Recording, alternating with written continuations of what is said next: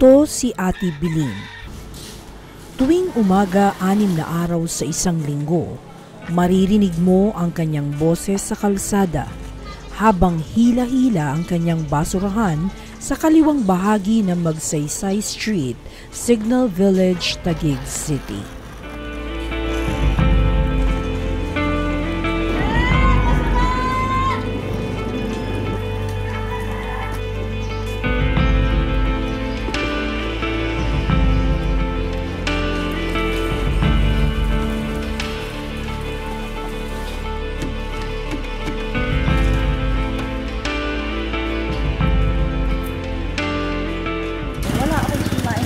Trabaho.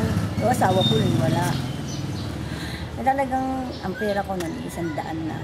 So, mahirap mag-budget pag 100 na. Sabi ko, paano ba ito? Wala na ako isusunod. Ano ginawa ko? Nangalakal ako. Kalakal muna bago magpunta rito. Nakaipon ako sa maghapon. Nakaipon ako ng 500 sa kalakal. Talagang maghapon ako naggala. Yung hindi walang kain-kain. Yung asawa ko, babadgetin pa yung 100 kasi sa trabaho sa contraction. Yan, wala rin pa yung budget. Eh, dito tuloy ko pangangalakal ko. Hanggang sa nakuha ako ni Kapitan. Tapos yung naging kaibigan ko yung kolektor na isa, binigyan niya ako ng area. Sige, yun ang muna yan. Isang karyahan para may hanap buhay ka.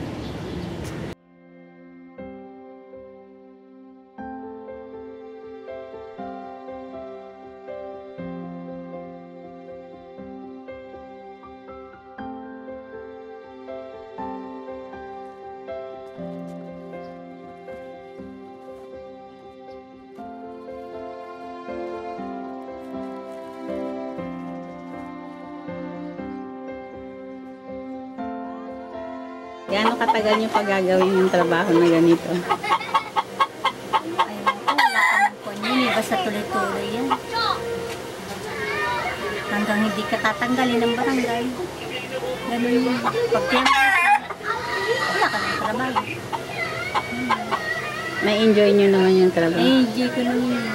Kahit magayin ko yun. At least kahit pa na na-tip ako. Kumikita naman ako araw-araw na sa 400. Hindi ko na yun. May kalakal pa. Nagdagdag pa rin yung kita ko. Ate Bilin, isang kahanga-hangang ina na tumutulong sa kanyang pamilya at kapaki-pakinabang na miyembro ng komunidad. Mayroon mang kakaibang hirap ang kanyang hanap buhay, positibo pa rin ang pananaw sa buhay. Saludo ako sa iyo.